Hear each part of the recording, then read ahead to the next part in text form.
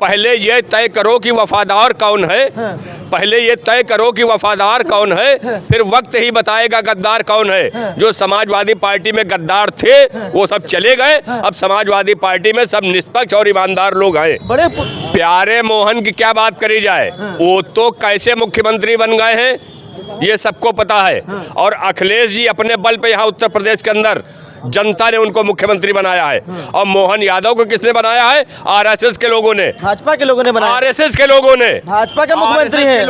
RSS के लोगों ने प्यारे मोहन को मुख्यमंत्री बनाया है।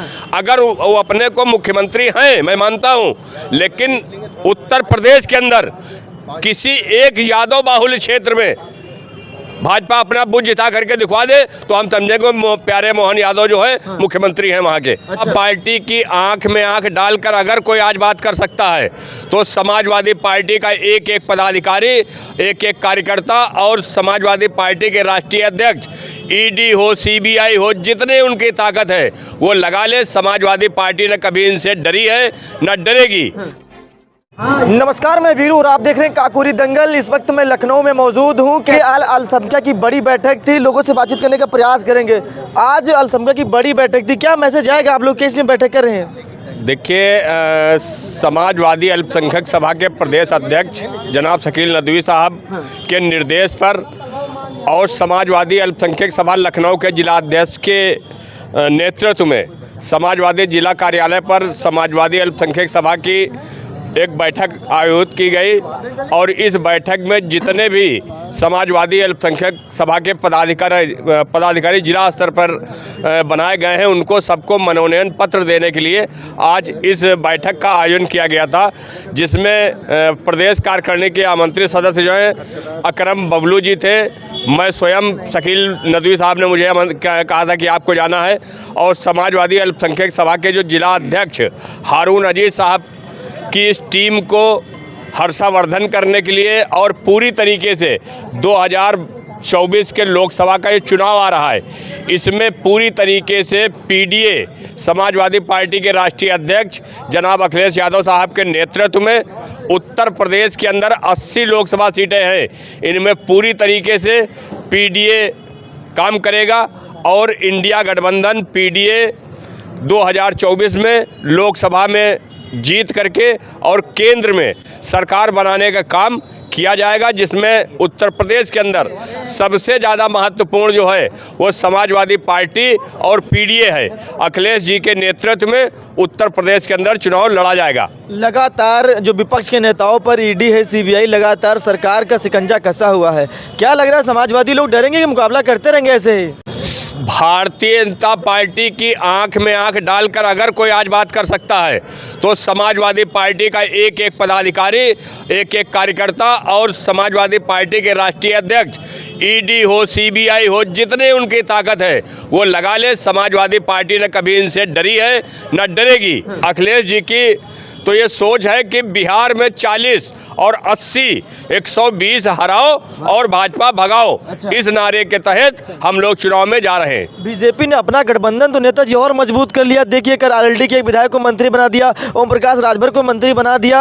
अब तो मतलब इंडिया का गठ बड़ा मजबूत होता चला जा रहा। ये सिर्फ आप लोगों को दिखता है मजबूती। अच्छा। ये आप बताइए कि वो 38 दलों से जिनके पास 500 वोट है और उनका रजिस्ट्रेशन है चुनाव आयोग में, वो तो उनको भी अपना दल में शामिल कर लिए हैं। हम उस पर नहीं जाना चाहते हैं। भारतीय जनता पार्टी की करनी और कथनी में इतना बड़ा फर्क है कि जो आसमान और ज़मीन में है। भारतीय जनता पार्टी सिर्फ झूठे जुमले वादे करती है, ना ये किसान की है ना नौजवान की है, ये किसी की नहीं है। ये सिर्फ हिंदुस्तान के अंदर एक हिंदू मुस्लिम मंदिर मस्जिद, भारत पाकिस्तान की बात कर करके हमको उलझाना चाह रहा है। लेकिन देश की 140 करोड़ आवाम ये समझ चुकी है कि अब भारतीय जनता पार्टी की जुमलेबाजी में नहीं जाना है। वक्त आने दे, बता देंगे आसमा, वक्त आने दे। तो अब 2024 आ रहा है। मोदी जी को अगर इतना अब डर नहीं सता रहा था तो अभी तक की तो देश उनका कोई परिवार नहीं था। और अब जब पटना गांधी मैदान में देखा लाखों की भीड़ तो मोदी जी की आंखें खुल गई। पूरे देश को अब अपना परिवार मानने लगे। और मैं तो मानता हूँ परिवार है ही नहीं जो अपनी पत्नी का ना हो तो परिवार क्या बात करेगा। उनके पास सिर्फ झूठे जुमलेबाजी है, इसके अलावा कुछ नहीं है। इंडिया गठबंधन पूरी मजबूती के साथ में 2024 में चुनाव लड़ेगी और केंद्र में सरकार बनाने का काम करेंगे। क्या लग रहा है, जैसे लगातार दावे किए जा रहे हैं, तो दावे आप लोग तो बहुत ज़्यादा कर दिए हैं, 80 हटाओ भाजपा हटाओ, 80 हटाओ भाजपा हटाओ। भाजपा कह रही कि भगवान राम का मंदिर बनवा दिया, लोगों को राशन खिला रहे हैं, लोगों को रोजगार दे रहे हैं, एयरपोर्ट बनवा दिए हैं, तमाम हाईवे बनवा दिए, इतने सारे काम गिनाते हैं भाजपा के लोग। ऐसे कैसे जीतो आप लोग कर पाएंगे फिर? आप इतना समझ लिए, भारतीय जनता पार्टी से 6 शब्दों पे रोक लगा दीजिए। उनकी हैसियत नहीं है कि कुछ कहने की ज़मीन पे कुछ काम किए हैं। मंदिर, मस्जिद, पाकिस्तान, भारत, हिंदू और मुसलमान, इन्हीं पे इनकी सियासत टिकी है। और समाजवादी पार्टी के राष्ट्रीय अध्यक्ष हमेशा विकास पे वोट मांगते हैं। किसी धर्म को लेकर के उन्होंने कभी सियासत नहीं करी। समाजवादी पार्टी अगड़े पिछड़े अल्पसंख्यक दलित सारे समाज को लेकर के साथ चलने में अपनी ताकत रखती है। आज उनके बहकाने के काम कर रहे हैं। तो अब देश की 140 करोड़ आवाम ये समझ चुकी है कि भारतीय जनता पार्टी के जुमलों पे नहीं आएंगे। विकास पे वोट होगा, किसान पे वोट होगा, मजदूर पे वोट होगा। आज इनकी सुध लेने वाला कोई नहीं है। और समाजवादी पार्टी के राष्ट्रीय अध्यक्ष बिल्कुल निष्पक्ष और ईमानदारी से जिसका जो हक होता है उसको देते हैं। क्या लग रहा है, अभी मध्य प्रदेश के मुख्यमंत्री मोहन यादव को यूपी में दौरे बुलाया गया था, कह रहे हैं कि जो राम विरोधी हैं, श्री कृष्ण के विरोधी हैं, उनका हाथ छोड़कर यादव समाज चला मोहन यादव के साथ। प्यारे मोहन की क्या बात करी जाए, वो तो कैसे मुख्यमंत्री बन गए हैं ये सबको पता है। और अखिलेश जी अपने बल पे यहाँ उत्तर प्रदेश के अंदर जनता ने उनको मुख्यमंत्री बनाया है। और मोहन यादव को किसने बनाया है? आरएसएस के लोगों ने, भाजपा के लोगों ने बनाया। आरएसएस के लोगों ने, भाजपा के मुख्यमंत्री हैं। आरएसएस के लोगों ने प्यारे मोहन को मुख्यमंत्री बनाया है।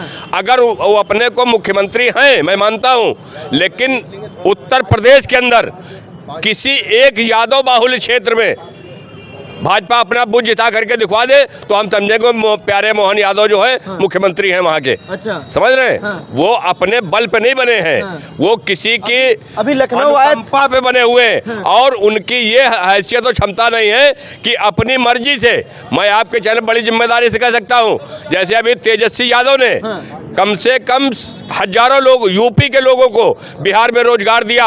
मोहन यादव आए थे यहाँ, कहते हैं कि यूपी के यादव को घबराना नहीं, मैं मुख्यमंत्री हूँ, मध्य प्रदेश में सारे यादवों को नौकरी दूंगा। ये उनके बस की बात नहीं है, ये सिर्फ उनकी जुमलेबाजी है। और उत्तर प्रदेश का यादव समाज जो है पूरी तरीके से समाजवादी पार्टी के साथ कल भी था, आज भी है और रहेगा। वो भीड़ देखा नहीं थी, इतनी सारी भीड़ आई थी, आप भी देखिए कितनी भीड़ थी मोहन यादव के।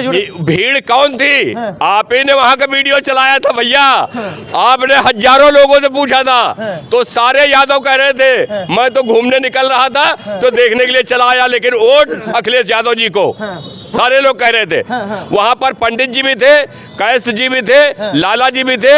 यादव समाज को सिर्फ दिखाने के लिए और जो होर्डिंग बैनर लगाए गए थे, यादव महासम्मेलन की बात कर रहे थे। मुश्किल से वहां पर 5 से 7% ब्राह्मण यादव समाज था, बाकी अदर लोग थे। क्योंकि आप जैसे तमाम निष्पक्ष और ईमानदार पत्रकारों ने उसको कवर किया था और ये सब दिखाया था कि इस तरीके की कि वो दिखा रहे थे कि प्यारे मोहन यादव को दिखा करके कि सारा यादव समाज जो है अब अखिलेश जी के साथ ना हो करके इनके साथ आ गया है। अच्छा, आखिरी सवाल पूछना चाहेंगे आपसे, ये बताइए, समाजवादी पार्टी को भाजपा इस समय बड़े ऑफर दे रही है, कई सारे विधायक को तो तोड़ ले गए हैं, क्या लग रहा है अखिल जी को ना तोड़ने का पूरा प्रयास किया जाए, अखिल जी चले जाए भाजपा के साथ? देखिए, समाजवादी पार्टी एक प्लेटफॉर्म है जो पार्टी के